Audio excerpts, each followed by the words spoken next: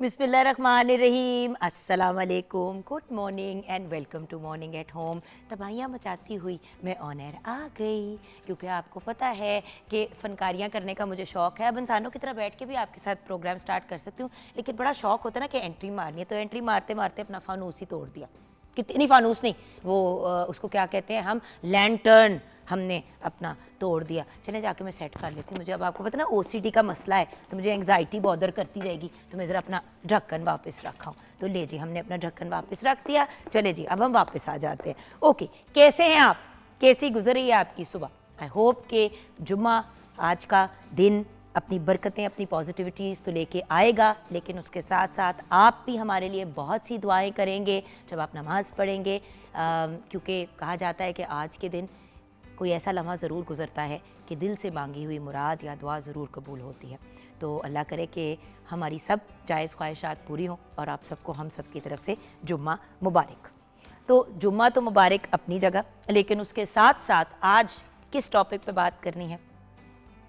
भाई एक ऐसे टॉपिक पे बात करनी है जो मेरा फेवरेट टॉपिक है, क्योंकि ये मेरी अपनी ज़िंदगी का एक बहुत बड़ा मसला है, और वो है गुस्सा और अदम बर्दाश्त। व्यूअर्स, कोशिश हमेशा यही होती है कि जुम्मे के रोज़ ऐसी कोई बात करें जिसके बारे में हम ओवर द वीकेंड सोचें, थोड़ा सा उसके ऊपर कॉन्टम्पलेट करें, थोड़ा सा मतलब आपस में फैमिली में भी बेशक डिस्कस करें, और अपनी ज़ात के साथ एक डिस्कशन करें और सोचें कि कैसे हम अपने आप को बेहतर इंसान बना सकते हैं, कैसे हम अपने आप को मज़ीद इम्प्रूवमेंट की तरफ लेके जा सकते हैं। देखिए व्यूअर्स, एक चीज़ तो मैंने लाइफ में रियलाइज़ की है, जब हम ज़िंदगी के एंड पे पहुंचते हैं ना, एंड से मुराद ये कि जब हम सीनियर हो जाते हैं या हम बुज़ुर्गी की तरफ चले जाते हैं, तो तब तो हर इंसान को अपने एंड का ख्याल आना शुरू हो जाता है। वैसे तो जब आँख खुलती है हमारी, तब से लेके आखिरी सांस तक हमें इस चीज़ के ऊपर मेहनत करनी चाहिए कि हम अपनी ज़िंदगी तो अच्छी बनाएं, लेकिन अपनी आखिरत को भी अच्छा बनाएं। लेकिन एहसास लेट आता है लाइफ में।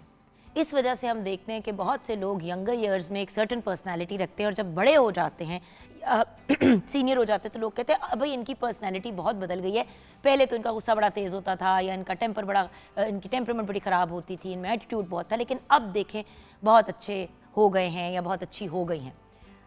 ज़िंदगी, लाइफ, एक्सपीरियंसेस, वक्त, ये सब चीज़ें हमें सिखाती हैं और हमें बेहतरी की तरफ लेके जाती हैं।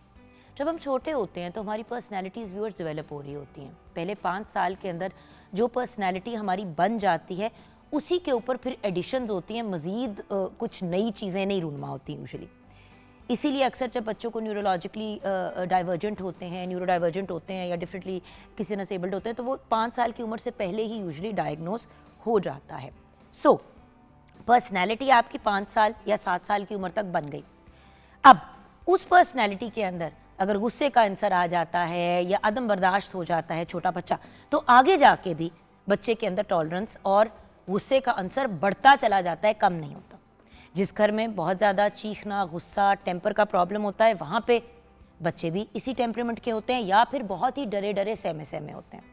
मेरे साथ क्या हुआ कि ग्रोइंग अप मेरी अम्मा और अब्बा दोनों का बहुत तेज़ गुस्सा, और अब्बा तो हाथ भी उठाते थे, जो एज़ वी नो के एक गलत चीज़ है और आजकल के पॉइंट ऑफ व्यू से, बट उस वक्त में ऐसे ही होता था viewers. So to be very honest, उस वक्त अब्बा का भी गुस्सा तेज़, अम्मा का भी गुस्सा तेज़, बहुत डांटना, बहुत चीखना। सो मेरी बहन और मैं, हम दोनों में ज़रा ज़्यादा गुस्से का एलिमेंट आ गया, और जो मेरा छोटा भाई है वो कभी कभार फटता है, और जब फटता है तो बहुत बुरा फटता है, बट उसका गुस्सा ज़रा ज़्यादा कंट्रोल था। तो जो बच्चा देखता है वही सीखता है, लेकिन एक एज आती है जहाँ पे आप आके ये नहीं कह सकते कि मेरे अम्मा अब्बा ये करते थे तो इसी वजह से मैं भी यही करता हूँ या करती हूँ, क्योंकि एक स्टेज तक तो आप कह सकते हैं कि आप छोटे थे, लड़कपन में थे, टीनेज में थे या यंग थे, लेकिन 25, 26, 27 साल की उम्र या इवन 20s के मिड 20s के अंदर आपको पता चल जाता है कि सही और गलत क्या है, इंसान को अंडरस्टैंडिंग हो जाती है।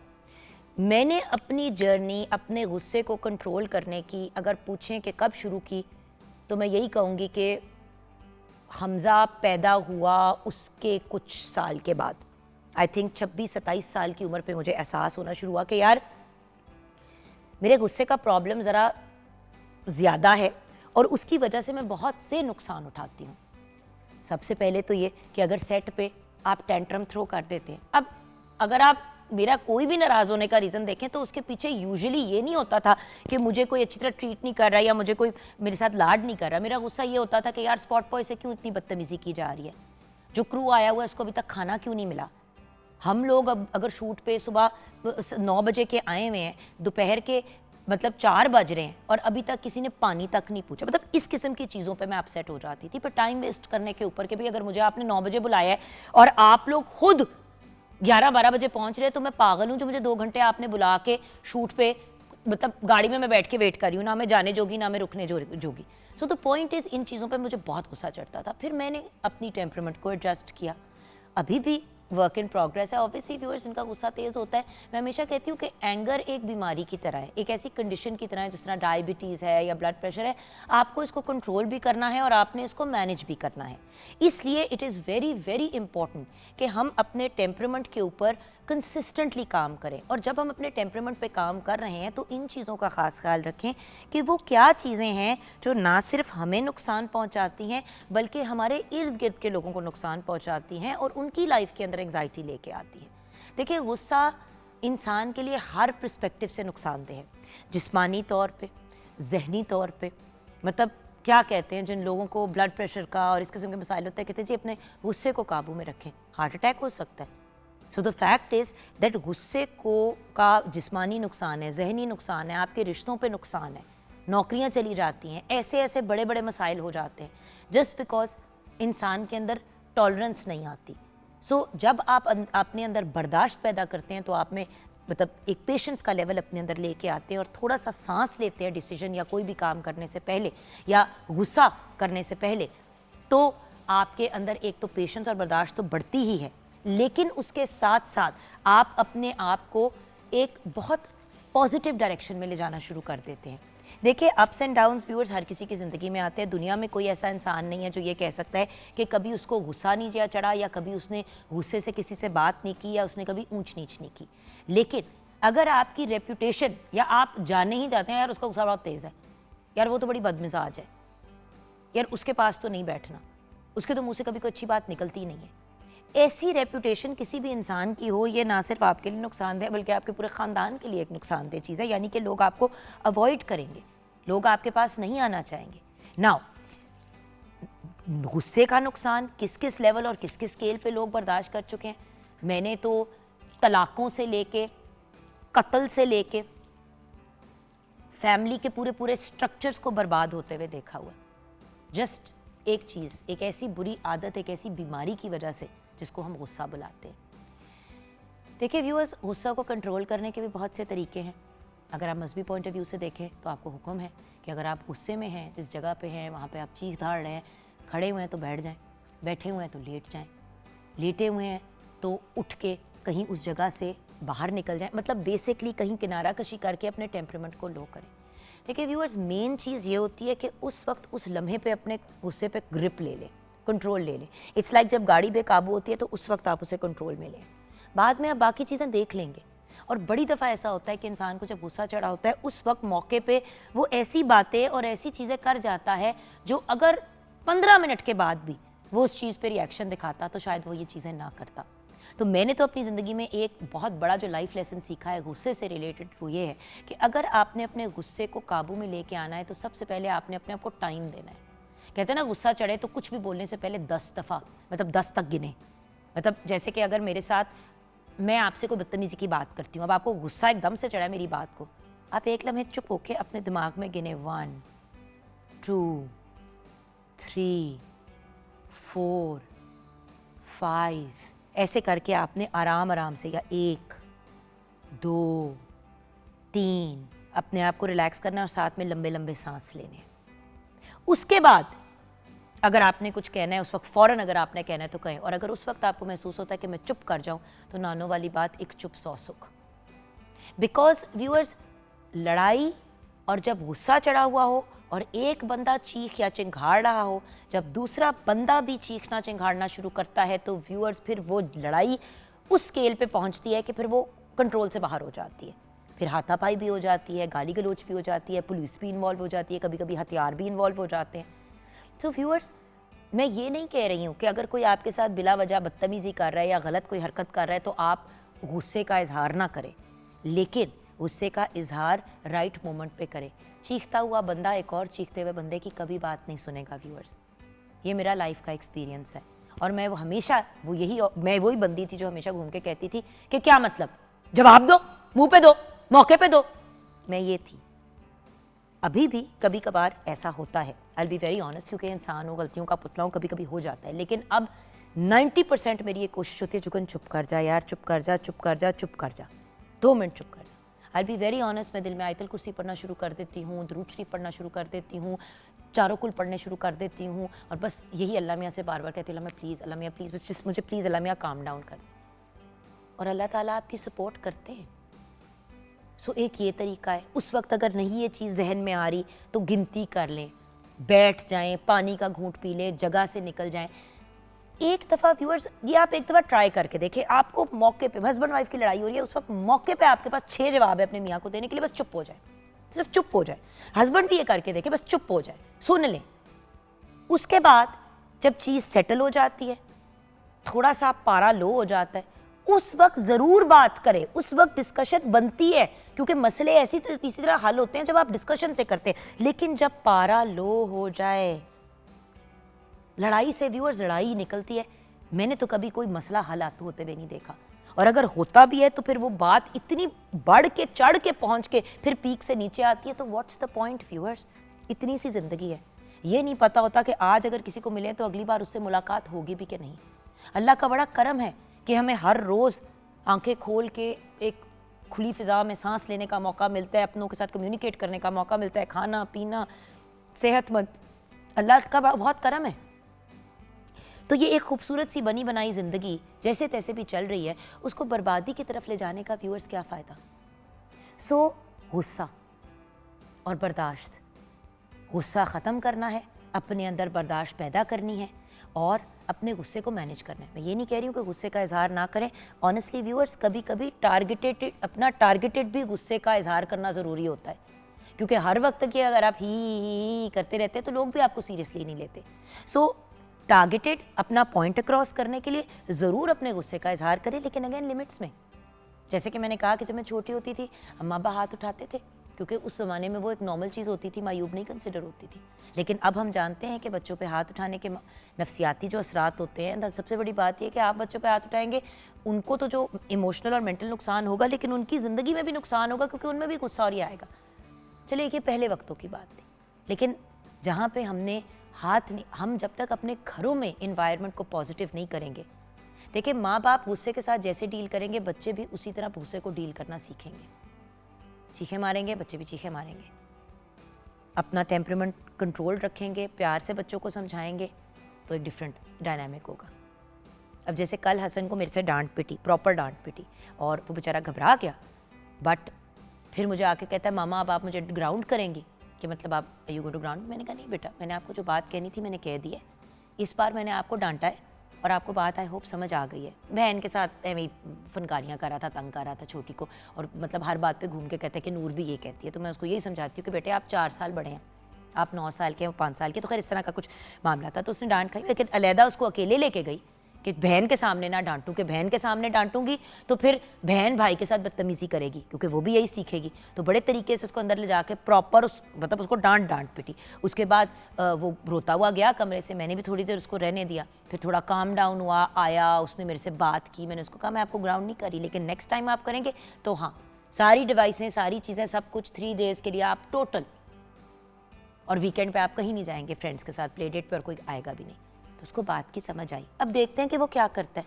बट व्यूअर्स, अपना, मैं अगर अभी हसन के ऊपर चीखे मारती और चिंघाड़ती और फिर उसके बाद मैं उसे कहती कि बहन के साथ बदतमीजियाँ ना करो, तो मैंने तो हरकत ही बदतमीजी वाली की।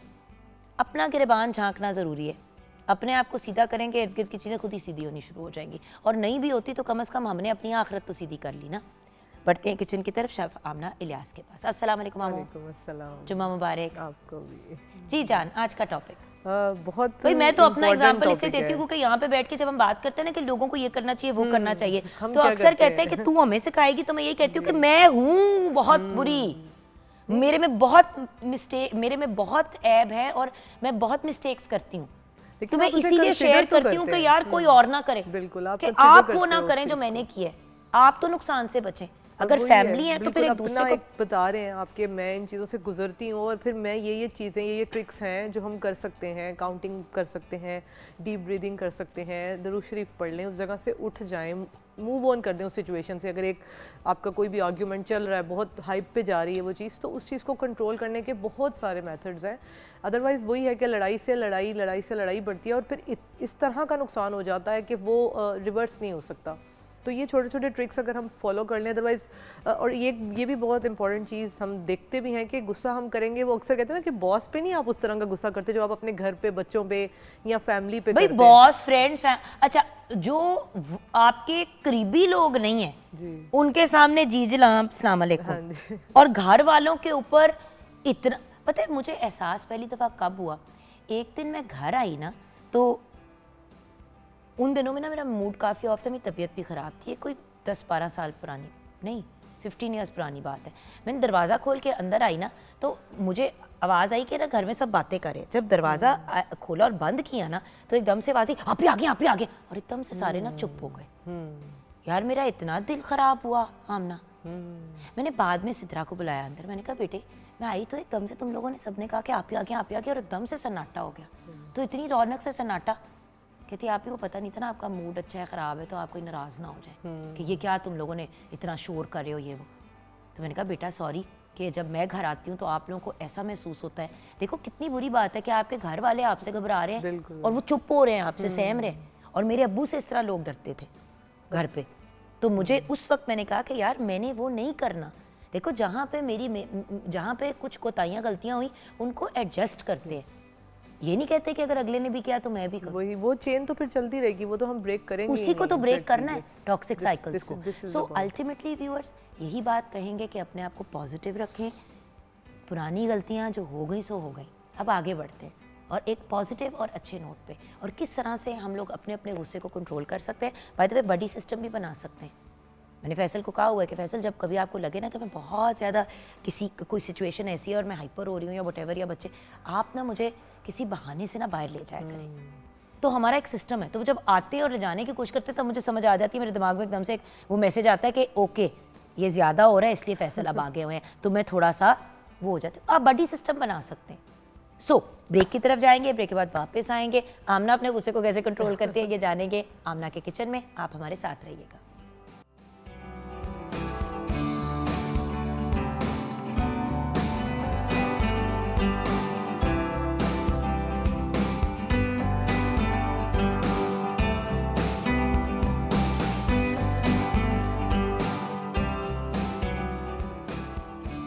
Welcome back from the break viewers. आज के प्रोग्राम में हमने कोशिश यही करनी है कि गुस्से को कैसे कंट्रोल करें और बर्दाश्त अपने अंदर कैसे क्रिएट करें, और हम इसके ऊपर ऑफ कोर्स एक मजहबी पहलू से भी नज़र डालेंगे और इस पर डिस्कशन भी करेंगे, और किस तरह से हम अपने आप को एक पेशेंट, रिलैक्स्ड और पॉजिटिव इंसान बना सकते हैं।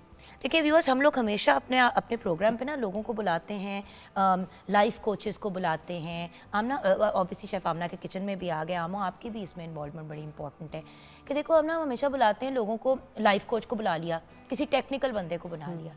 तो अगर टेक्निकल की बात करें तो एक मजहबी एस्पेक्ट बड़ा इंपॉर्टेंट है, और गुस्से और बर्दाश्त के ऊपर जितनी आपको हमारी इस्लामी किताबों स्पेशली कुरान मजीद में जो आपको गाइडेंस मिली है उसका तो नेमल बदल कोई भी नहीं है। बिल्कुल, इसमें कोई शक आप नहीं। देखें बाइबल में है कि अगर कि टर्न दिया द चीक, कि कोई आपके मुंह पे थप्पड़ मारे तो आप आगे से रिएक्ट ना करें, आप दूसरी गाल आगे कर दें। अल्लाह ताला तो आपको देते हैं पैगाम पॉजिटिविटी का, अपने आप को एक बेहतर इंसान बनाने का। हम उसको अपने हिसाब से मॉडिफाई कर लेते हैं। प्रॉब्लम सिर्फ ये है। No doubt. खैर चलिए किचन की तरफ बढ़ते हैं। आज हम किचन में क्या बना रहे हैं? सुना है कि कोई एक ऐसी रेसिपी है जो मुझे नहीं बनानी आती, अच्छा, मीठे की, क्योंकि आपको पता है नमकीन पे मैं नहीं दावा करती, लेकिन मीठा तो मुझे आता है बनाना। बिल्कुल। आज हम बना रहे हैं जर्दा, तो आप बताएं आपको आता है जर्दा बनाना? चावलों वाला जो मुतजंजन मुतंजन अलग होता है। वो क्यों, वो कैसे अलग होता है? वो उसके अंदर थोड़ा सा ये होता है कि उसमें वाइट बेस होती है और उसके अंदर 2 से 3-4 कलर्स होते हैं, लाइक ग्रीन भी होता है, येलो, ये तो proper बेसिकली yellow वही होता है। चीज है, बट वो कलर के साथ है, ये कलर लेकिन के बगैर। मुतंजन में कुछ इंग्रेडिएंट्स का भी फर्क होता है क्योंकि उसमें मीट का भी एक कंटेंट डलता है। आपने देखा जो जेन्युइन मुतंजन होता है अच्छा नहीं, वो हम नहीं बनाते, तो जी। हम जर्दा ही बनाते हैं कलर जी, वाला हम जर्दा घर बना में। रहे लेकिन हैं। मुझे नहीं आता बनाना, आई बी वेरी ऑनेस्ट। कभी भी मैंने मीठे चावल या गुड़ वाले चावल भी नहीं बनाए, ओके। जबकि ये मुझे शौक है कि एक मैं गुड़ वाले चावल प्रॉपर जिस तरह बनते हैं यहाँ पे पंजाब में, वो बनाने सीखूं, और आज ये मैं सीख चलें, बस लूंगी। अगर आप ये सीख लेंगे तो आपको गुड़ वाले चावल भी आ तो फिर जाएंगे। क्योंकि व्यूअर्स हाथ से जब खुद करते हो ना, जी, मैं आपको भी कहूंगी कि आप लोग अगर साथ ही हमारे ये एक प्रोसेस स्टार्ट कर देना, तो आपके बिल्कुल लिए बना ये सकते हैं, बहुत इजी हो exactly, जाएगा। ऐसे ही। बल्कि इंग्रेडिएंट्स की लिस्ट पहले शेयर कर लेते हैं। ये मैंने क्या कर ये आप बस थोड़ा सा कड़कड़ा लेंगे, फिर उसके बाद नट्स फ्राई करके हमने निकाल लेने हैं। नट्स ठीक है? फ्राई करके निकाल लें। जी जी, फिर बाकी हम इसमें हाँ जी, ये जो सारे इसके अंदर हमने इलायची है, दालचीनी है, ये सब कुछ आप इसमें अभी और गरम इसी है के अंदर घी। रहेगा? जी, ये इसमें रहेगा। फिर उसके साथ हम नट्स डाल देंगे, ये तीनों एक फ्राई हो जाएंगे, इनको फिर हम निकाल लेंगे। उसके बाद फिर हम शुगर डालेंगे तो थोड़ी फिर सी ये वो- मैं एंड में कड़कड़ाऊंगी, पहले ये करके निकाल जी। देती हूँ। तो ये तो चावलों में ही जाएगा ना? ठीक है, हाँ, बिल्कुल ही अंदर। ठीक है। चले मैं जी, अपनी अब मैं फनकारी आपको इंग्रेडिएंट्स बता देती हूँ, तब तक आप वो नोट कर लीजिएगा। जर्दे के लिए हमें चाहिए होगी हरी इलायची 4 से 5 अदद हमने ली है, लौंग 4 से 5 अदद है, नमक हमने लिया है आधा चाय का चम्मच, जर्दा रंग लेंगे 2 चाय के चमचे, चावल 750 ग्राम है, इनको हमने बॉईल कर लिया है, देसी घी लिया है आधा कप, चीनी ली है 2.5 कप, लौंग 3 से 4 अदद लिए हैं जो हमने फ्राई इसके अंदर पानी में डाल देने हैं बॉइलिंग के टाइम। केवड़ा एसेंस है, ऑप्शनल है, 1.5 खाने का चम्मच ले लें। मिल्क पाउडर लिया है 1 तिहाई कप, सूखा नारियल, बादाम, किशमिश, पिस्ता, खोया, चमचम, ये सब आप अपनी हस्बे ज़रूरत ले सकते हैं, गार्निशिंग के लिए ले सकते हैं, और इसके अंदर हमने ऐड करने हैं। ये देखिए नट्स आपके सामने, ये जो बादाम है वो हमने छील लिए थे क्योंकि वो ज़रा इसमें इस तरह से अच्छे लगते हैं कि जब आप इसको छील के रख लेते हैं। साथ में हमने किशमिश डाल दी है, और ये जो खोपरा होता है इसकी हमने स्लाइस कट हुए में हमने ये डाल दिया। अब मुझे कोई जरा बड़ा कंटेनर मिल जाए, ये तो मैं इसमें उसके आप अंदर निकाल लूँगी। स्पून से निकाल लेंगे। ये लीजिए, ये बट ओवर कुक नहीं करना करना, गाइस, बिल्कुल। Because if you overcook it then उसका जायका जो है वो बिल्कुल देखिए बर्बाद राइस बॉयल हुए हुए हैं, और आपको पता है कि Dry चावल bowl में जिस तरह से निकालिएगा। आपने करने हैं, एक कैसे? कनी रख के, जैसे भी हम कर जैसे बिरयानी के लिए राइस हम बॉईल करते हैं, बिल्कुल उसी तरीके से आपने करने हैं कि एक कनी रह जाए इसमें, जो कि हमारी जब हम इसको शीरे में पकाएंगे तो फिर ये उसमें बिल्कुल कुक हो जाएगी। इसके साथ आपको मैं 1-2 ट्रिक्स इसके लिए बताऊंगी कि मानो जो ये आप- मैं अभी जी, बस इसको अब निकाल देते हैं। निकाल दूँ अब जी, मैं ये वाले स्पून से मैं निकाल बिल्कुल निकाल लूँगी, आप फिक्र ना करें। इसमें। मुझे इसके बाद ये फिर हम अच्छा, इसमें 2-3 मेथड्स हैं कि अगर आप चाहें तो शीरा अलग से पहले बना लें, मगर हम वन गो में 1 पॉट यूज़ करके ये हम बनाएंगे, और आप देखिएगा कि बिल्कुल इसकी जो है ना वो लुक भी और टेस्ट भी बड़ा बेहतरीन आएगा। इसके बाद हमने इसमें चीनी ऐड करनी है। पहले थोड़ी सी हम ये जो हमारी देखिए इलायची है, दालचीनी है, और बादियान का फूल हमने ले लिया है, क्योंकि इन चीज़ों से ज़रा खुशबू अच्छी आती है। और मीठे चावल हों या जर्दा हो या गुड़ वाले चावल हो, तो इनमें ज़रा ये चीज़ें बड़ी फ्लेवरफुल रहती हैं। और नमक आपने देखा होगा इसमें मैंने ऐड किया है आधा चाय का चम्मच। वो एक चीज़ होती है कि मीठे चावलों में नमक, तो ये आपको पता होगा कि कोई भी जब हम मीठा इस तरह का बनाते हैं उसमें अगर हम पिंच सॉल्ट डाल देंगे तो उससे जो चीनी है वो उसको बहुत कॉम्प्लीमेंट करता है, वो एक जो फ्लेवर है ना बहुत इन्हेंस हो जाता है। तो ये आप ट्राई करके देखिएगा, क्योंकि अगर आप देख के भी कभी खाएं, जर्दा खाएं या मीठे चावल खाएं, तो उसमें एक जो फ्लेवर आता है वो आप नॉर्मली घर में बनाएं वो नहीं आता। तो यहाँ पे हमारा आपको ऐसी चीज़ें बताने का मकसद ये होता है कि आपको ये बेसिक जो ट्रिक्स तो थोड़े बहुत इनके टिप्स होते हैं हम वो गाइड कर दें। ये देखें कितने अच्छे से नट्स हमारे फ्राई हो गए। अब इसके अंदर क्या डालूंगी मैं? अब ये हो जाता है, इसके बाद बस अब हम इसमें चीनी ये अभी थोड़ी देर में ज़रा सी मेल्ट होगी।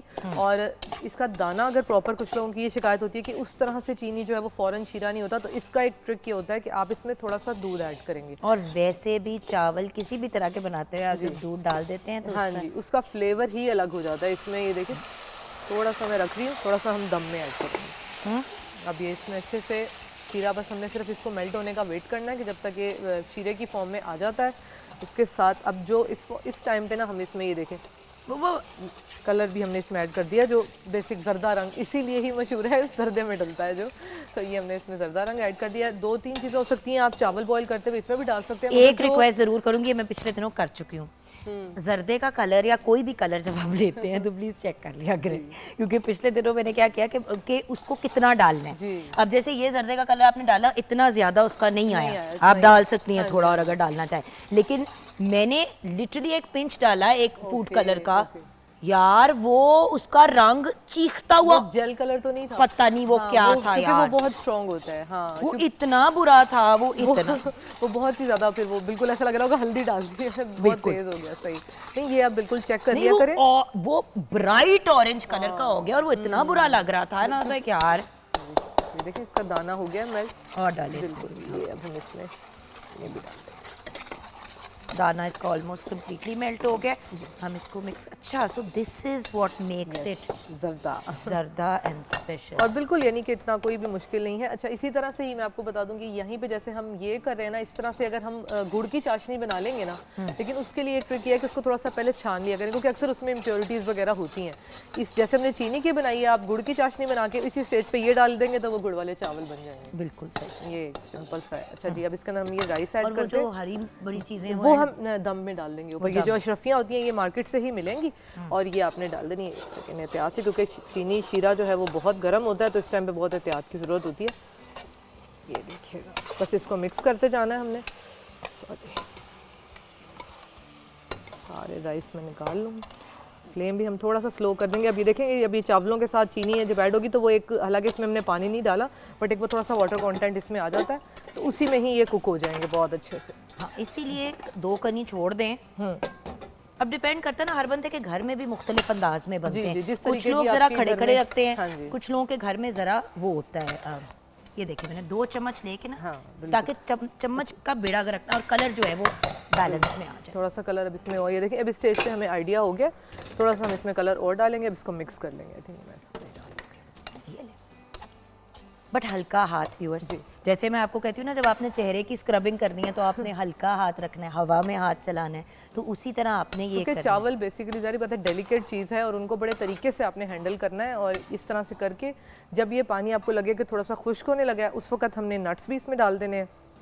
और जो अशरफियाँ हमारे पास हैं ये भी हम दम में डाल के इसको बिल्कुल अच्छा सा दम आप इसको लगाएं, और उसके बाद जब आप खोलेंगे उसके साथ आप इसके साथ गार्निशिंग करें, चमचम डाल दें, खोया डाल दें, जो भी आप डालना चाहें। अच्छा बिल्कुल थोड़ा सा मैं कैमरा एसेंस डाल रही हूँ।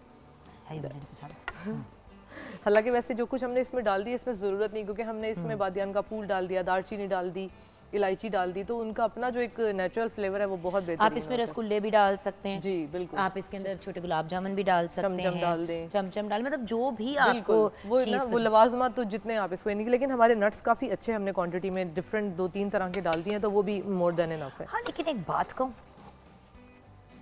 मतलब आई डिड नॉट रियलाइज कि ये इतना सिंपल है। ये तो बिरयानी, कोरमे, पुलाव, हर चीज से ज्यादा बिल्कुल सिंपल है। वो लगता ही है कि क्योंकि हम लोग ज्यादातर होते हैं ना कभी शादियों का, और ऐसे हमें लगता है अच्छा, मैं बनवाती, चीज अच्छा, हम बनवाते भी बाहर से हैं यूजुअली मेरे घर में, क्योंकि हम ये कहते हैं कि यार खराब ना हो जाए, ये ना हो जाए, वो ना हो जाए। और अब आपने एक बार बना लिया ना, अब आपको लगेगा कि ये बहुत इजी है, तो आराम से हम बना सकते हैं। बेसिकली 2 कनी छोड़, 2 करनी चाहिए, लेकिन ये चावल भी फिर आप उस तरीके के यूज करेंगे ना, इसमें सेला यूज करेंगे, क्योंकि बाहर जो जर्दा बनता है वो सेला में ही बनता है, क्योंकि इसमें कुकिंग जरा ज्यादा होती है, बिकॉज शुगर को भी उसने हैंडल करना है, तो बनाते वो उसी में। तो लेकिन चावल वो होने चाहिए जी, जो जो अपनी प्रॉपर शेप पुराना को, चावल जिसको कहते हैं, उसको अच्छे से वो, यानी कि अगर बिल्कुल आप एक सिंपल सा कोई घर में जो चावल बनते हैं वो यूज़ करेंगे, तो फिर वो आपकी इस तरह का नहीं आएगा फ्लेवर, उसके अंदर टेक्सचर उसका बड़ा डाउन हो जाएगा। बिल्कुल तो देखिए चीनी का पानी था उसके अंदर, तो वो अब पक रहे हैं उसके अंदर। सो वो पकेगा, जब वो थोड़ा कम होगा तो then उसके बाद ये बाकी चीज़ें डाल के इसको दम पे डाल देंगे, and it will be ready. Literally 10-15 minutes बिल्कुल, का, राइस बॉयल हुए में हो तो बिल्कुल इतना ही टाइम है, इंक्लूडिंग दम विद इन 20-25 मिनट्स। तो अगेन कभी घर में मेहमान है, नहीं समझ आ रही, लेकिन नट्स मेवाजात तो मैं वैसे ही आप लोगों को कहती हूँ कि घर में रखा करें अपनी हेल्थ एंड फिटनेस के लिए। ये नहीं भी हैं अगर आपके पास चुनमुन डालने के लिए दूसरी चीज़ें, तो नट्स के साथ भी बड़ा मज़े का। और पास से मार्केट से कहीं से खोया मंगा लें, खोया ये डाला, थोड़ा सा आपने कलर डाला, और देखिए चीनी, चावल, दूध, ये तो चीज़ें होती हैं, इलायची, दालचीनी, ये तो घर में होती और है। वैसे भी अगर बिरयानी बनानी है, आपने राइस तो बॉईल करनी है, थोड़े से ज़्यादा कर लिए और आप उनको पोर्शन में करके, और ये भी एक साथ में डिश बन जाएगी। आगे रमज़ान में आपको पता है इंसान का दिल चाहता है डिफरेंट वैरायटीज़ का, तो ये भी और बड़ा मीठे की बड़ी ऐसी क्रेविंग अक्सर तलब क्योंकि हम खाते नहीं है उस तरीके से ना, तो एक वो दिल करता है कि कुछ अच्छा सा मीठा खाना चाहिए इफ्तारी में। उसकी पहली तैयारी शुरू हो गई है। हम छोटी सी ब्रेक की तरफ जाएंगे, ब्रेक के बाद जब वापस आएंगे तो व्यूअर्स वापस आएंगे हमदे बारी ताला सुनते हैं।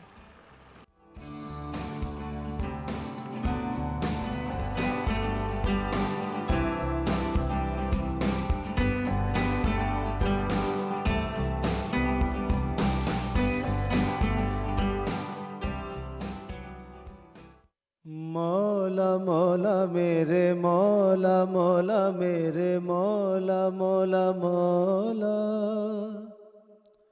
मौला मौला मेरे मौला मौला मेरे मौला मौला मौला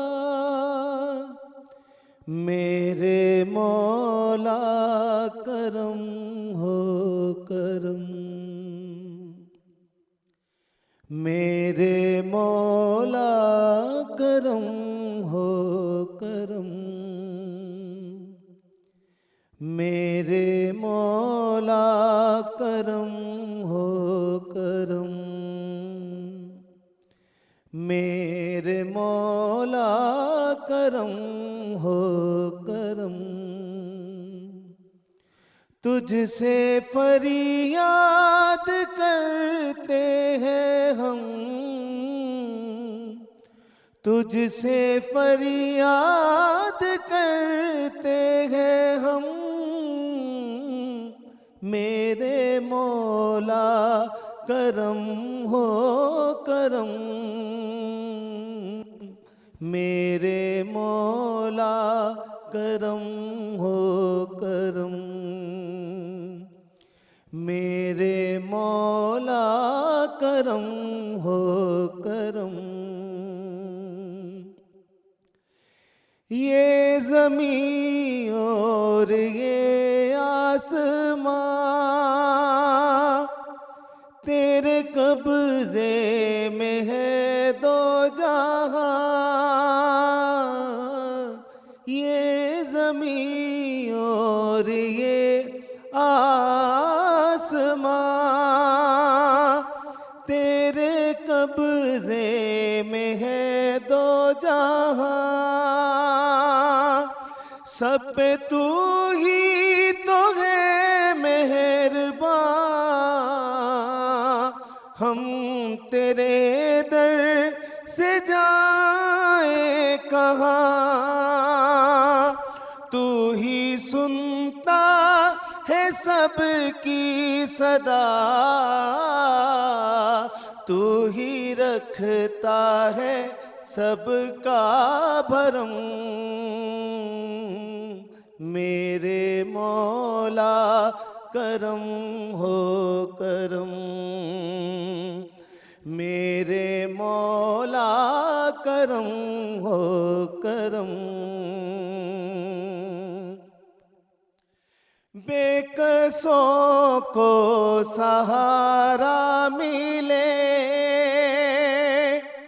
डूबतों को किनारा मिले बेकसों को सहारा मिले डूबतों को किनारा मिले सर से तूफान पल में टले जो तेरा एक इशारा मिले तू करे जो मेहरबानियाँ तू करे जो मेहरबानियाँ दूर हो जाए हर एक गम मेरे मौला करम हो करम मेरे मौला करम हो करम मेरे मौला करम हो करम मेरे मौला करम हो करम जज़ाकल्लाह माशाल्लाह माशाल्लाह सुभान अल्लाह हमारे बहुत ही टैलेंटेड यंग और ब्रिलियंट सना ख्वां अब्दुल समद सराका वेलकम बेटा और आपको जुम्मा मुबारक। व्यूअर्स आज के टॉपिक पे बात करने के लिए तो बहुत ही काम and cool and relaxed personalities हमारे साथ हैं, ऐसी पर्सनालिटीज़ जो एक्चुअली हम कहें कि आज के हमारे टॉपिक के ब्रांड एम्बेसडर्स हैं तो बात गलत नहीं होगी, क्योंकि जब हम बात करते हैं सब्र करने की, अपने अंदर बर्दाश्त पैदा करने की, तो सबसे पहली बात तो यह है कि अपने गुस्से को कंट्रोल करना सीखें, अपने टेम्परामेंट को बेहतर बनाएं। जब मैं गुस्से की अभी बात कर रही हूँ तो व्यूअर्स उसमें मैं एटीट्यूड को भी ऐड कर रही हूँ। कुछ लोग होते हैं जो गुस्सा नहीं इतना करते लेकिन हर वक्त गुस्से में लग रहे होते हैं, उनका मिजाज ऐसा होता है कि लोग, इवन उनके बच्चे उनके करीब आते हुए घबराते हैं और बड़ी दफ़ा कहते हैं अब्बा जी ने कभी डांटा नहीं है लेकिन हम सलाम करके निकल जाते हैं। तो क्यों ऐसा हो रहा है कि लोगों के टेम्परामेंट्स आउट से आउट होते चले जा रहे हैं? हर बंदा दूसरे की इस्लाह करने के लिए बैठा हुआ है लेकिन अपनी ज़ात को नहीं ठीक करता, जबकि कब्र में तो आपने अपनी ज़ात को लेके जाना है। सो अपने आप को एक बेहतर टेम्परामेंट वाला, गुस्से को कंट्रोल करने वाला, बर्दाश्त करने वाला, लोगों के लिए आसानी पैदा करने वाला इंसान कैसे बना सकते हैं, आज हमें गाइडेंस मिलेगी हमारे बहुत ही ब्रिलियंट स्कॉलर से। भाई लाइफ कोचेस से बड़ी दफ़ा बात कर ली, जो असल लाइफ कोचेस हैं हम उनसे तो पहले गाइडेंस लें। हमारे साथ हैं डॉक्टर सैयद ज़ियाउल्लाह शाह बुखारी। सलामत रहे आप। सलामत। डॉक्टर साहब भाई भी हैं, हमारे टीचर भी हैं, हमारे मेंटोर भी हैं। अस्सलाम वालेकुम डॉक्टर साहब। शुक्रिया आपका। Then of course Head of Islamic Studies Department at the University of Education, Professor Dr. Mohammad Shehbaz Manj। अस्सलाम वालेकुम प्रोफेसर साहब। वालेकुम सलाम, बहुत शुक्रिया, thank you. For the duration of the programme आपको प्रोफेसर साहब कहूँगी, आपको डॉक्टर साहब कहूँगी, वरना दोनों को डॉक्टर साहब कह दिया तो जवाब कंफ्यूज हो जाएंगे। लेकिन बात तो आई थिंक हमने कुछ एक ही करनी है मिलके। तो डॉक्टर साहब आज के टॉपिक के बारे में आपकी राय क्या है? बिस्मिल्लाहिर्रहमानिर्रहीम। यकीनन ये इतना अहम मौजू है, जैसे आपने अपने इंट्रो में ये बड़ी वजाहत कर दी कि मुआशरे के अंदर सच्ची बात है कि बहुत सारे अफराद हमारे वो ऐसे ही महसूस होते हैं कि उनके अंदर बेतहाशा गैज़ व गज़ब की कैफियत है, वो नाराज़ हैं और हर वक्त वो जैसे इंसान एक मुश्तिल तबीयत के साथ घूम फिर रहा होता है, दूसरों के साथ मामला कर रहा होता है। तो यकीनन ये है मामला हमारे अंदर, और नबी करीम अलैहिस्सलातु वस्सलाम की अहद मुबारक के अंदर आप अंदाज़ा लगाएं कि आपने इसके बारे में कितनी अहमियत इसकी समझी। एक सहाबी है हज़रत अबू हुरैरा रज़ियल्लाहु अन्हु बयान फरमा रहे हैं कि उन्होंने आके अर्ज़ किया अल्लाह के रसूल औसिनी, मुझे कोई ख़ास नसीहत फरमाएँ। तो आप फरमाया ला तग़ज़ब, गैज़ व गज़ब का शिकार ना हुआ कर, गुस्से में ना आया कर। उसने कहा जी मुझे कोई और नसीहत फरमाएँ। तो आप फरमाया कि ला तग़ज़ब, गुस्सा ना किया कर। तीसरी बार फिर उसने पूछा तो आपने यही फरमाया कि ला तग़ज़ब, गुस्सा ना किया कर। तो आप मुहद्दिसी ने यहाँ पे लिखा है कि नबी पाक सल्लल्लाहु अलैहि वसल्लम ने दो जहानों की खैर इस जुमले में इरशाद फरमाई है।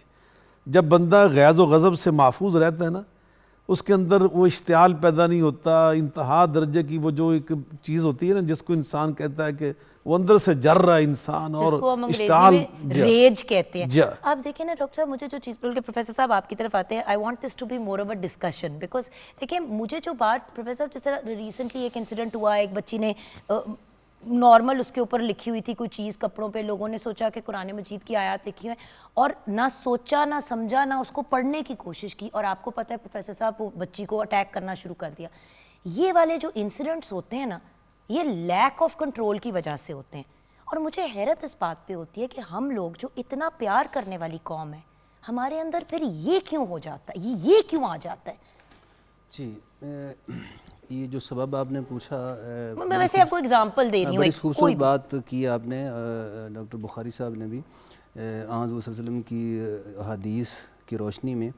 तो ये असल में हमारी सोसाइटी का, अगर हम इसकी रीज़न जानना चाहें तो जो हमारे अंदर अग्रेशन है, ये सोसाइटी बतौर एक माशरा ये बढ़ता जा रहा है। और ये मौजूद जैसा कि बुखारी साहब ने फरमाया बहुत अहम है, हमें अग्रेशन कंट्रोल करने की बहुत ज़रूरत है। आपने ख़ास तौर पर कहा कि हम दूसरे की बात जो है वो सुनना नहीं चाहते, अपनी बात कहना चाहते हैं। आजकल जो सोशल मीडिया है इसका भी एक बड़ा मसला ये है कि हर कोई कहना चाह रहा है, कुछ ना कुछ बोलना चाह रहा है। तो जो सुनना है ना, वो उससे आप बाज़ औक़ात आप उस बंदे की बात भी सुन रहे होते हैं जो बज़ाहिर आपको पसंद नहीं होती।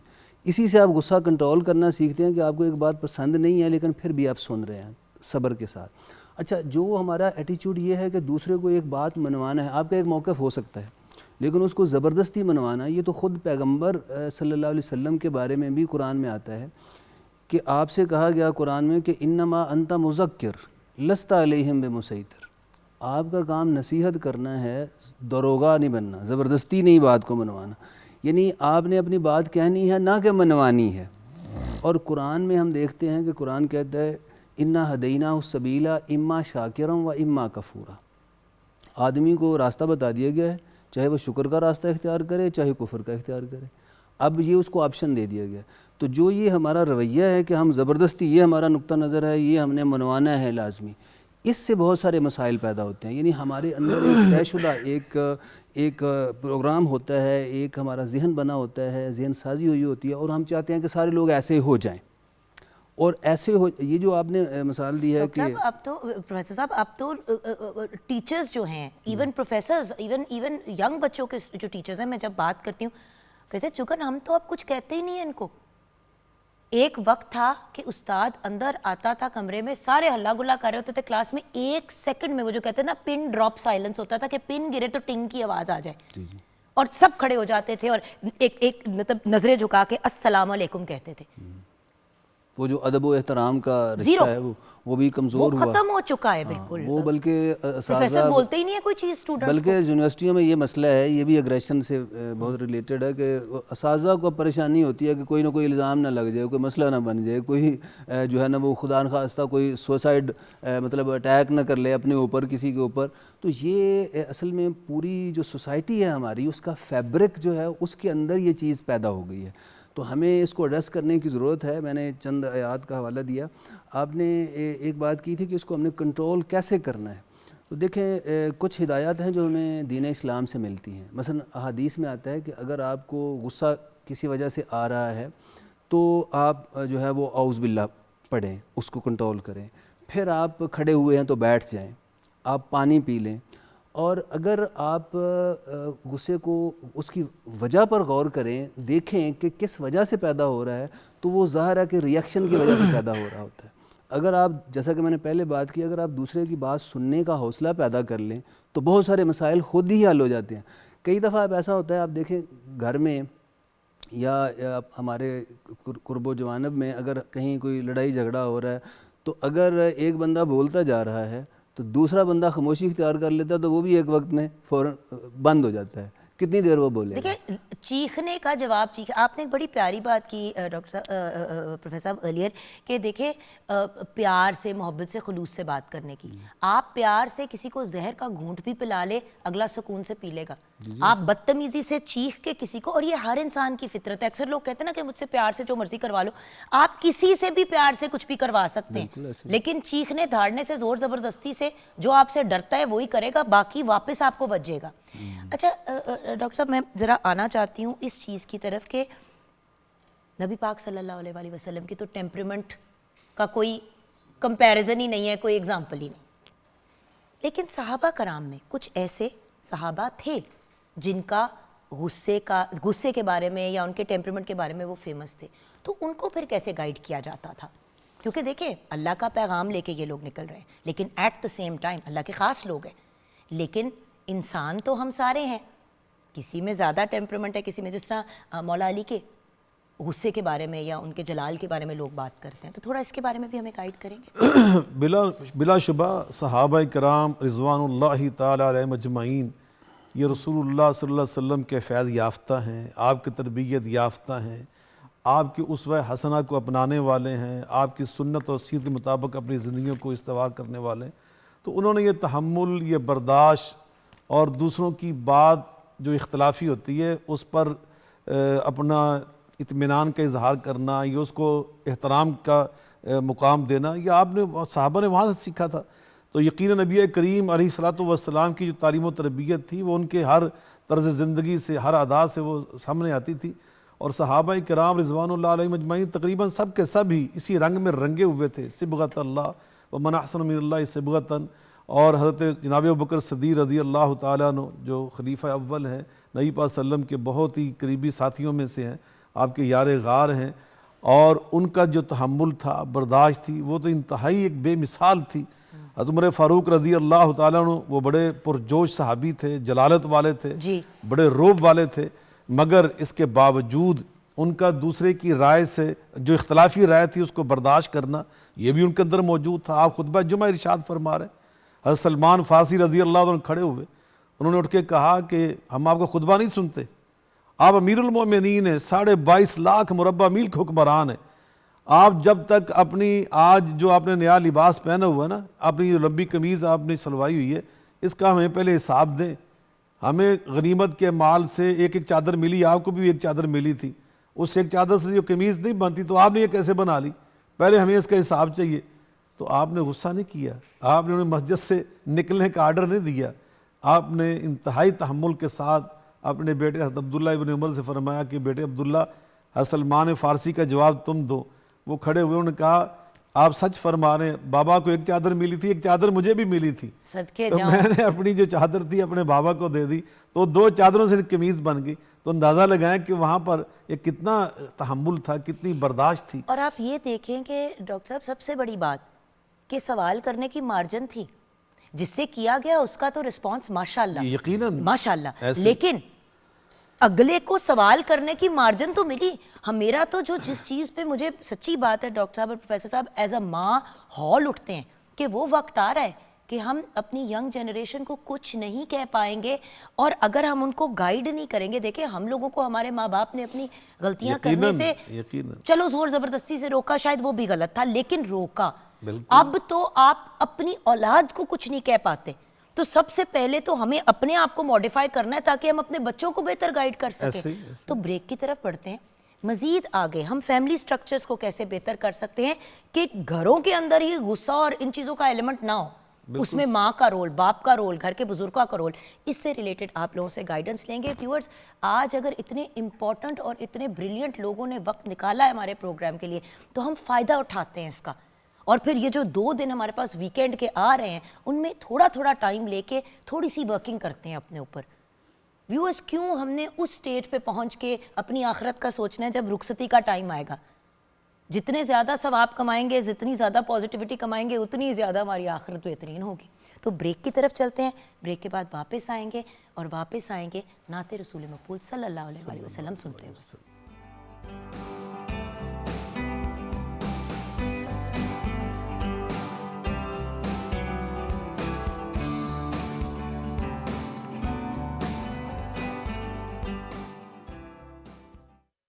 वो कैसा समा होगा,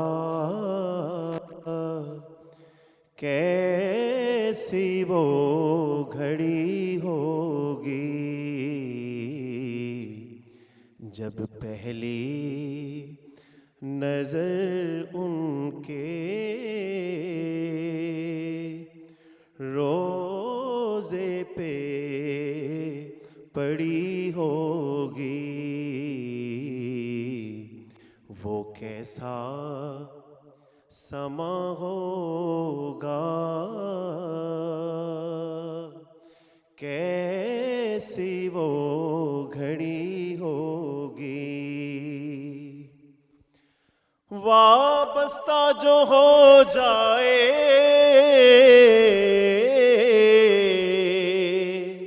सरकार के कदमों से, वाबस्ता जो हो जाए सरकार के कदमों से, हर चीज ज़माने की कदमों में पड़ी होगी, हर चीज ज़माने की कदमों में पड़ी होगी। ये कूचाए जाना है,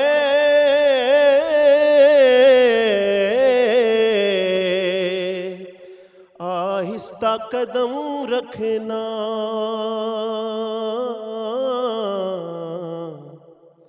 हर जा पे मलाइक की बारात खड़ी होगी, चारा ना कोई करना, एक नात सुना देना, चारा ना कोई करना, एक नात सुना देना,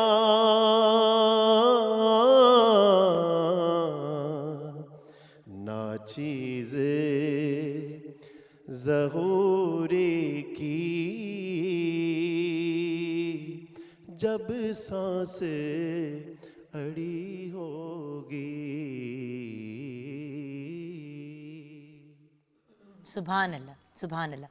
अथर बेटा बहुत बहुत खूबसूरत। बहुत शुक्रिया। अथर नवीद कौसर हमारे साथ हैं, बहुत ही टैलेंटेड सनाख्वा माशाल्लाह, अब तो इंटरनेशनल स्केल पे भी परफॉर्म करते हैं माशाल्लाह माशाल्लाह। जज़ाकल्लाह, बहुत शुक्रिया।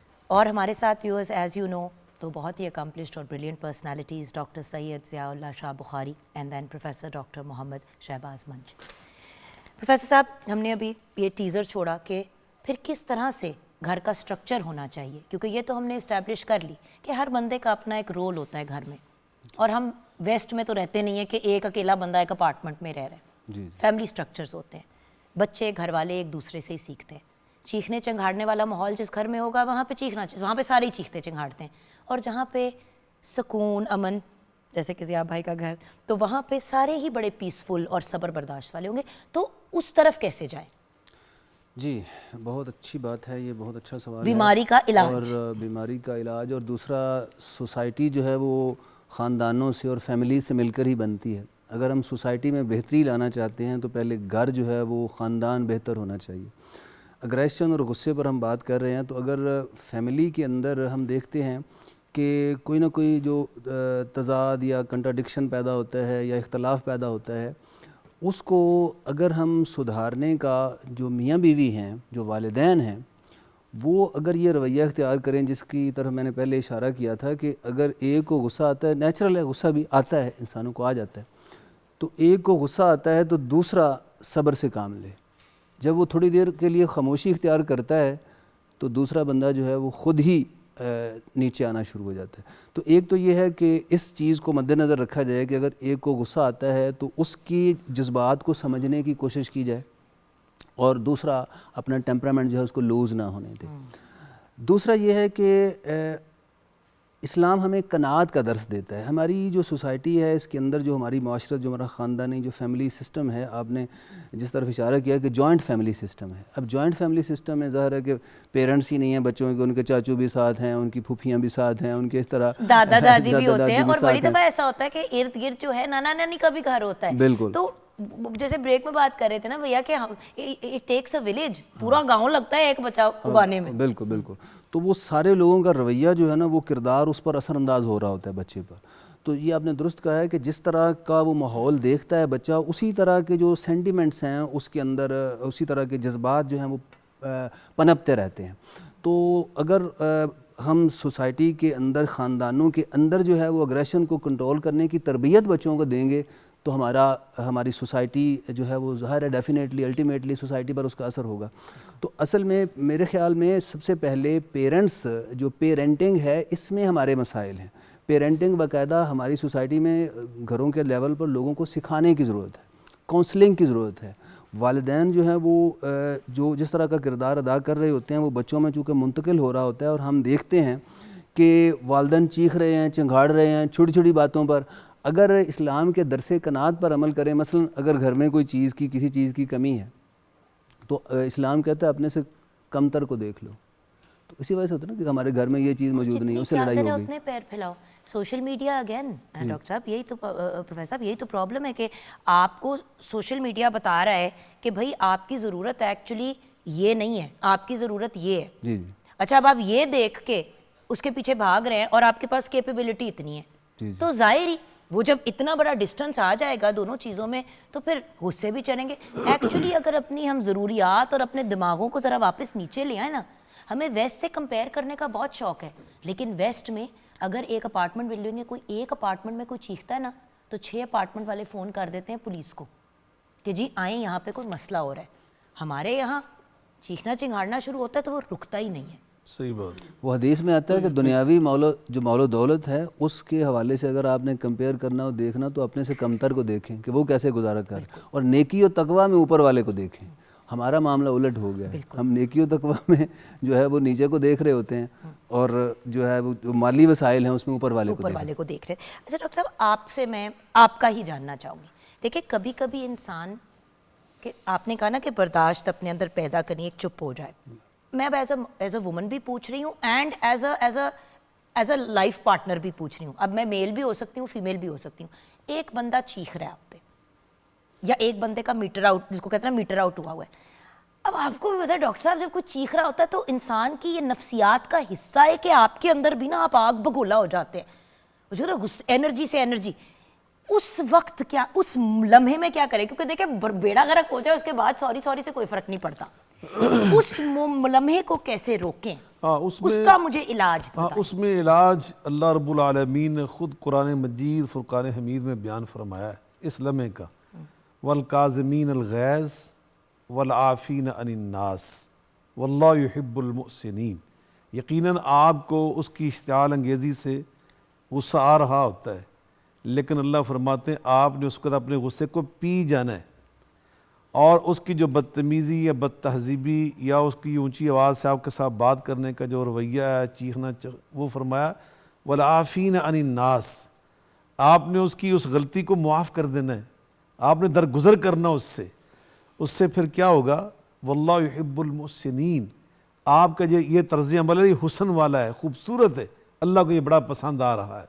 तो यकीनन सबसे पहले नबी पाक सल्लल्लाहु अलैहि वसल्लम यहाँ फरमाया, आप फरमाते हैं कि असल तो ताकत वाला बंदा वो नहीं होता कि जिसको गुस्सा आ जाए और वो दूसरे को पछाड़ना शुरू कर दे, मुकाबले पे आ जाए और वो ऊंची आवाज़ से बात कर रहा है, वो से भी ऊंची आवाज़ नहीं। फरमाया असल ताकत वाला, कुव्वत वाला इंसान वो होता है अल्लज़ी यमलिकु नफ्सहु इंदल गज़ब।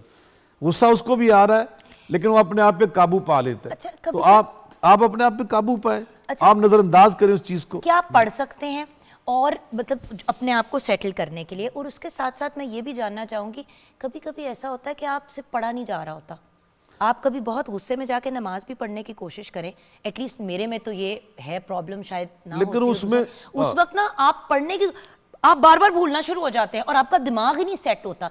तो क्या उस स्टेज पे जो भी आप पढ़ने को कह रहे हैं वो हम सुन भी सकते हैं?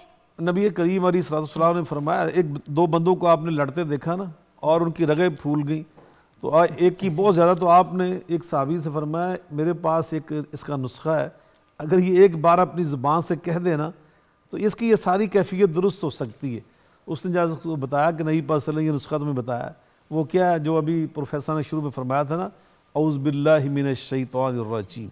एक दफ़ा पढ़ लेने से ना ये सारा गज़ब गज़ब, इसलिए नबी पाक फरमाया कि इन्नल गज़ब गज़िबा मिनश शैतान, ये शैतान की तरफ से आता है, वो उसकी तहरीक से होता है, उसकी तरगीब से होता है, वो इसका सबब बन रहा होता है, वो आपको उकसारा होता है कि बोल वापस जवाब दो, वापस जवाब दो, डबल जवाब दो। वो जो यकीनन नबी पाक सल्लल्लाहु अलैहि वसल्लम तशरीफ लाया तो वो सदी रज़ी अल्लाह तआला अन्हु तशरीफ फरमा थे, कोई बंदा उनके साथ बदतमीज़ी कर रहा था, आप बर्दाश्त कर रहे थे, बिल आखिर एक लम्हा आया कि आपकी बर्दाश्त जवाब देगी, तो आपने भी जवाब में एक जुमला कह दिया। नबी करीम अलैहिस्सलाम ने जब ये उनका जुमला सुना तो आप वहाँ से रवाना हो गए। आप पीछे पीछे जाके अर्ज़ करते अल्लाह के रसूल, जब तक वो करता रहा मेरे साथ इस तरह अंदाज से बात, तो आप सुनते रहे, आप खड़े रहे। जब मैंने ज़रा जवाब दिया तो आप वहाँ से तशरीफ़ लेके, तो आप फरमाया कि जब तुम खामोश थे ना तो अल्लाह के फरिश्ते उसका खुद ही जवाब दे रहे थे। बेशक जब तुमने जवाब दिया ना तो फरिश्ते चले गए, उन्होंने कहा अब खुद ही जवाब दे लो। तो यकीनन हमें इस मौके पर नबी पाक सल्लल्लाहु अलैहि वसल्लम की इन तालीमात को याद रखना चाहिए। अगर कोई आपके साथ घर से बाहर भी कोई इस्तिदाद का रवैया अपनाता है तो फरमाया कि आप वारिज़ल जाहिलीन, आप वो काम ना करें जो वो कर रहा है, बल्कि कुरान पाक में अल्लाह ने ना सूरह अल फुरकान में फरमाया वइज़ा ख़ातबहुमुल जाहिलून क़ालू सलामा, जब आपके साथ कोई बदतहज़ीबी करता है ना तो आप जवाब में वो ना करें, बल्कि क्या करें, क़ालू सलामन, ईंट का जवाब ईंट से नहीं, ईंट का जवाब पत्थर से नहीं, क़ालू सलामन, आपने जवाब में भी सलामती की बात करनी, आपने फिर भी खैर खई की बात करनी, आपने फिर भी मोहब्बत और अखलाक की बात करनी, उससे क्या होता है कि इंसान, कुरान पाक में अल्लाह फरमाते हैं इदफा बिल्लती अहसन, जब आप हुस्ने सलूक करेंगे ना, अच्छी बात करेंगे, हुस्ने कलाम करेंगे, फ़इज़ल्लज़ी बैनक व बैनहु अदावतुन कअन्नहु वलियुन हमीम, आपका दुश्मन भी आपका दोस्त बन जाएगा। और व्यूअर्स वही वाली बात है ना कि अपने आप को एक बेहतर इंसान बनाना है और अपनी जिस दुनिया में अभी हम रह रहे हैं उस दुनिया को भी तो अच्छा बनाना है ना। मसला ये है कि हम लोग सिर्फ ज़ाहिरी चीज़ें, फाइनेंशियल चीज़ों की तरफ भाग रहे होते हैं, अना के पीछे, झूठी अना के पीछे पूरे पूरे घर बर्बाद कर लेते हैं बिकॉज हम अपने टेम्परामेंट को नहीं कंट्रोल कर पाते। गुस्सा एक्चुअली इंसान को अक्सर इस चीज़ पे भी होता है कि यार मेरी इज़्ज़त नफ्स हर्ट हो रही है, लेकिन ये भी तो अंडरस्टैंड करना है ना कि कहाँ पे असल में इज़्ज़त नफ्स डैमेज हो रही है और कहाँ पे सोशल मीडिया पे कुछ पढ़ के हमने एक चीज़ को एक महाज बना लिया है। सॉरी बार बार व्यूअर्स सोशल मीडिया की बात आ रही है, बट सोशल मीडिया ने जहाँ बहुत अच्छी चीज़ें भी की हैं वहाँ पे एक बहुत बड़े लेवल के दर्जे की इतने बड़े मसाइल क्रिएट किए हैं कि अब अपने घर बार के सिस्टम संभालने मुश्किल हो रहे हैं। किचन की तरफ रुझान करते हैं। जी बेटे, क्या सिचुएशन? जी, जर्दे की फाइनल लुक आपके सामने है, दम पे सितार के हमने फाइनली प्रेजेंट कर दिया है। थैंक यू सो मच बेटा, ब्लेस यू। यहाँ पे भी bye the way another personality जिनको लगता है गुस्सा ही नहीं चढ़ता, इसके भी शक्ल पे हर वक्त इस लड़की के चेहरे पे एक मुस्कुराहट होती है। सेट पे कभी कोई चीज़ हो भी जाए, इस लड़की की टेम्परामेंट नहीं मैंने आगे पीछे होते हुए देखी। देखो जहाँ क्रेडिट बनता है देना चाहिए, आपसे सीखा है जो भी। और सच्ची बात है फिर आपको याद भी इन्हीं चीज़ों के लिए किया जाता है कि यार कितनी अच्छी टेम्परामेंट है। देखिए दुनिया से जब भी हमने जाना है व्यूअर्स, तो लोग अच्छे अल्फाज में याद करें कि यार कितनी अच्छी पर्सनैलिटी थी, कितने प्यारे लोग थे, कितना प्यार करने वाले थे, ना कि यार गुस्सा बड़ा तेज था लेकिन अच्छे थे। डिफरेंस है ना दोनों में। ब्रेक के बाद वापस आएंगे।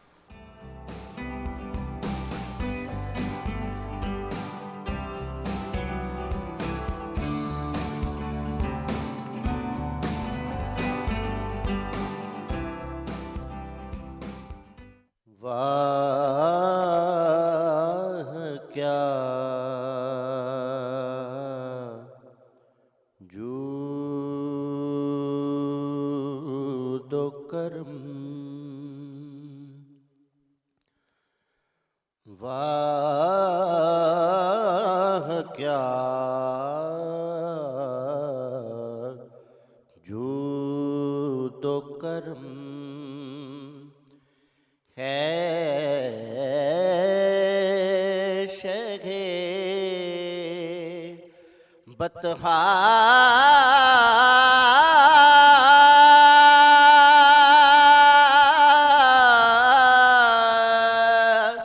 तेरा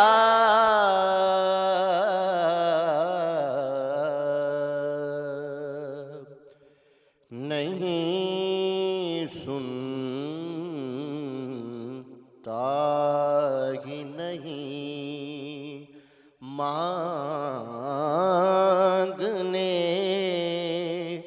वाला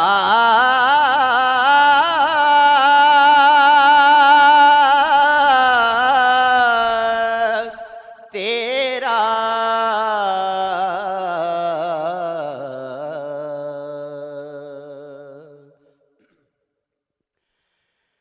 तेरे टुकड़ों से पले गैर की ठोकर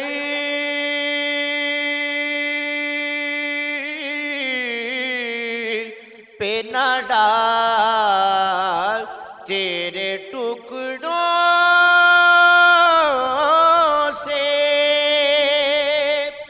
पले गैर की ठोकर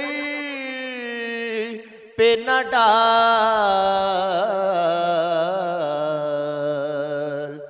झिड़कियाँ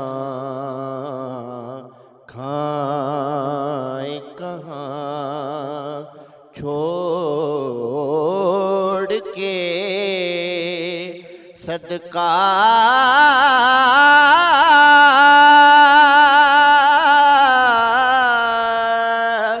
तेरा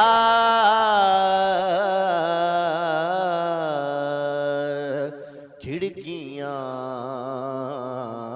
खाए कहाँ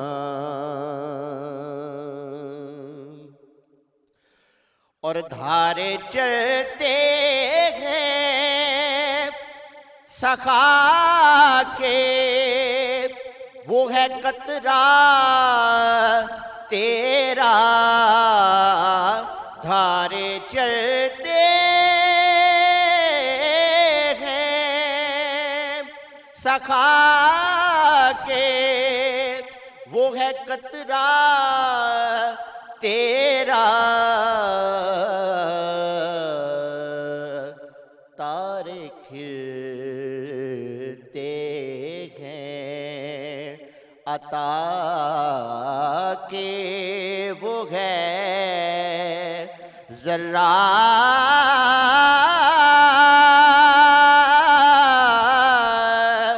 तेरा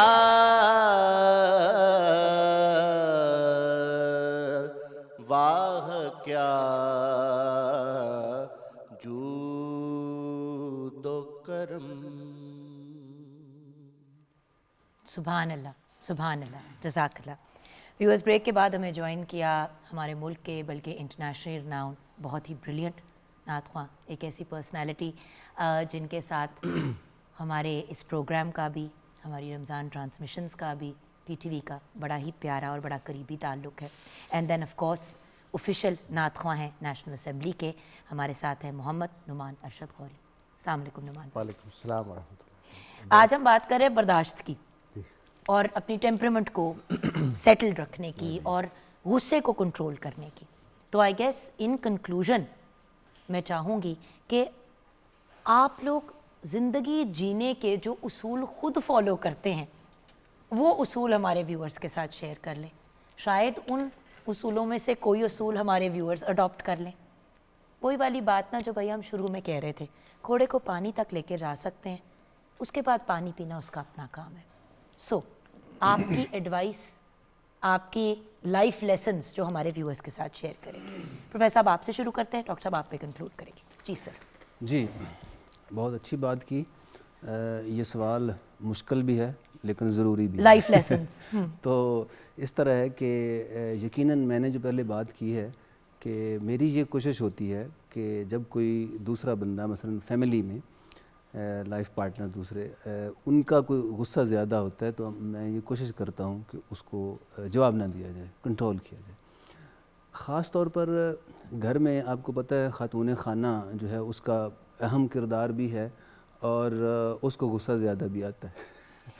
सारा जो स्पेशली जो होम मेकर है, सारा दिन उसने घर पे रहे, बच्चे भी पागल कर रहे हैं, घर के भी मसले चल। हाँ, उसमें मैं तो अक्सर ये करता हूँ कि जब उनकी तरफ से कोई गुस्से की बात होती है तो उसको खामोशी इख्तियार करें। एक चुप सौ सुख जो नानो कहती थी। और एक मज़े की बात यह है कि इसकी रहनुमाई हमें सीरत और ख़ुद जो आपने सहाबा के बारे में सवाल किया उससे भी मिलती है। हज़रत उमर के हवाले से एक रिवायत है कि कोई बंदा अपनी बीवी की शिकायत लेकर उनके पास गया तो आगे जाकर उसने देखा कि घर में बीवी जो है वो ऊंचा बोल रही है हज़रत उमर के हवाले से। तो मुलाकात हुई तो उसने कहा कि मैंने तो शिकायत तो यही करनी थी कि मेरी बीवी जो है ना वो ज़्यादा बोलती है, ज़्यादा बोल रही थी। तो यहाँ आकर तो वही मामला सिचुएशन ये भी यही है ये कि क्योंकि हर घर की ये कहानी है। इतना जो ताकतवर है, इतने जो है वो एरिया का हुक्मरान है, उसकी बीवी भी बोल रही है और वो खामोशी से सुन रहा है। तो जो डॉक्टर साहब ने हदीस भी पेश की थी कि ताकतवर वो नहीं है कि जो दूसरे को पछाड़ देता है, बल्कि ताकतवर वो है जो गुस्से में अपने आप पर काबू रखता है। तो हमारे अंदर ये लोग जो घर टूटते हैं, ये मर्द जब अपनी मर्दानगी, बल्कि उसको ना मर्दानगी कहा जाए तो अच्छा होगा, उसकी वजह से एक छोटी सी बात हुई घर में जो है वो अगर सालन में नमक कम है तो बीवी को तलाक दे दी, तो ये जो है वो नामर्दी की अलामत है। मर्द ये काम नहीं करता। तो ये हमें सहाबा की मिसालों से भी मिलता है कि हमें ये देखना, ख़ास तौर पर मर्दों का किरदार इसमें अहम है, घर को बनाने में, उसको डेवलप करने में, उसको संवारने में, कि वो कितनी बर्दाश्त से काम लेते हैं। अब देखिए ना कितनी प्यारी बात की है प्रोफेसर साहब ने। डॉक्टर साहब, कभी मर्द ये बात नहीं कहता और आप देखें कि an educationalist and a scholar is saying this to you. तो ये जो अक्सर होता है ना कि यंगर जनरेशन मज़हब से और स्कॉलर से भागती है कि यार ये तो हमारे अगेंस्ट ही कोई मैसेज देंगे। अब इससे ज़्यादा पॉजिटिव मैसेज क्या है कि यार आप घर में की इन्वायरमेंट में आ रहे हो बाहर से, जो बंदा घर में है वो ऑलरेडी 100 टेंशनों में, प्रॉब्लमों में है, चुप करके उसकी बात सुन लो।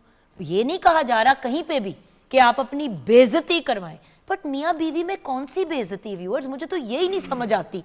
ये अना ही डॉक्टर साहब लेके डूब जाती है बंदे को।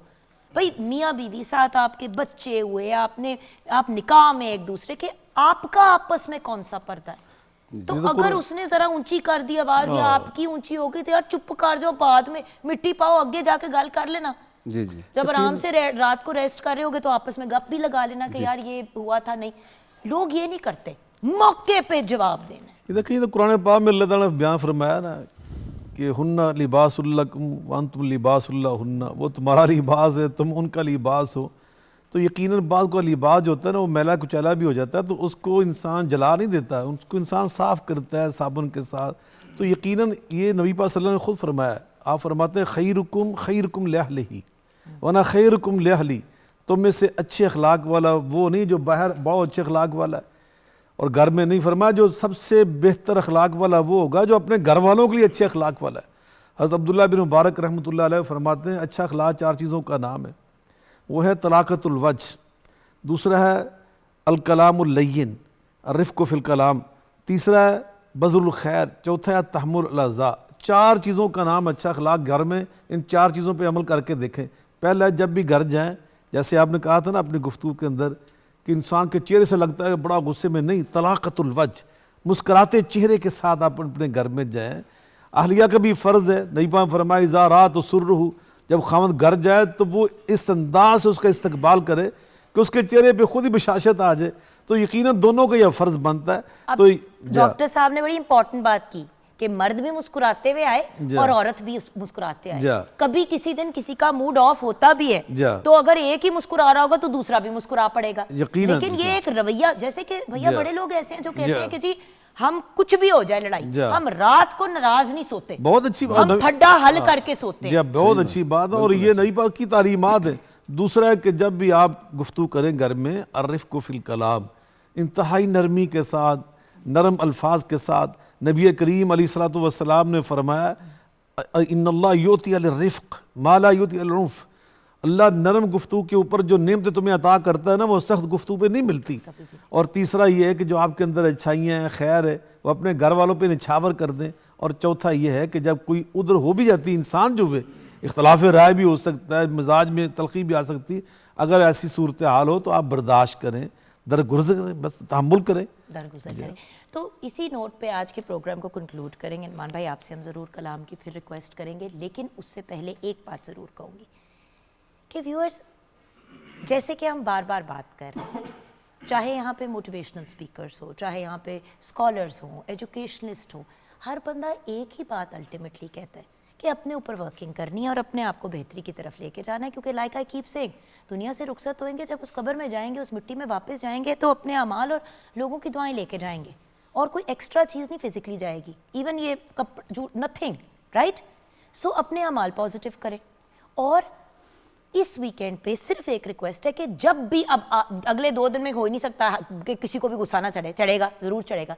जब गुस्सा करे, जो हमारे टीचर्स ने, हमारे मेंटोर्स ने आज हमें गाइड किया, वो हम लोग प्रॉमिस करते हैं एक दूसरे के से कि वो हम ट्राई करेंगे। ठीक है व्यूअर्स, ये हम ट्राई करेंगे और फिर मंडे को मैं आपसे पूछूंगी, फीडबैक लूँगी कि आपका एक्सपीरियंस कैसा रहा।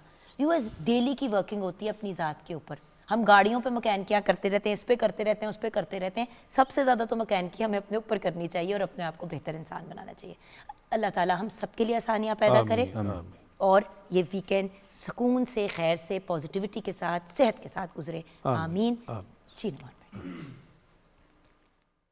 सरापा खता हूँ, निगाहे करम हो, सरापा खता हूँ, निगाहे करम हो, मैं सबसे बुरा हूँ, मैं सबसे बुरा हूँ, निगाहे करम हो, सरापा खता हूँ।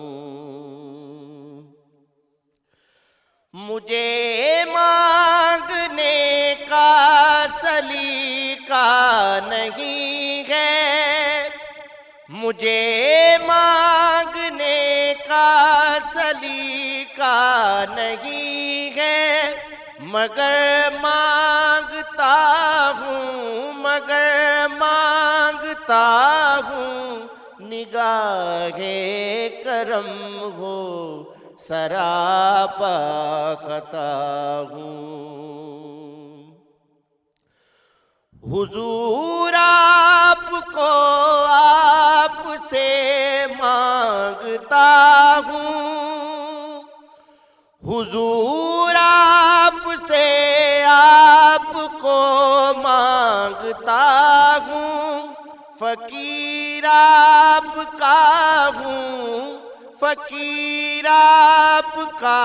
हूँ निगाहे करम हो सरापा खता हूँ, निगाहे करम हो सरापा खता हूँ। तेरी रहमतों ने यकीनन संभाला, तेरी रहमतों ने यकीनन संभाला। मैं जब भी गिरा हूँ निगाहे करम हो सरापा खता हूँ, निगाहे करम हो सरापा खता हूँ। तुम्हारी ही निस्बत सरमाया मेरा, तुम्हारी ही निस्बत सरमाया मेरा। मैं सिर्फ आपका हूँ निगाहे करम हो सरापा खता हूँ, निगाहे करम हो सरापा खता हूँ, निगाहे करम हो। मैं सबसे बुरा हूँ निगाहे करम हो सरापा खता हूँ।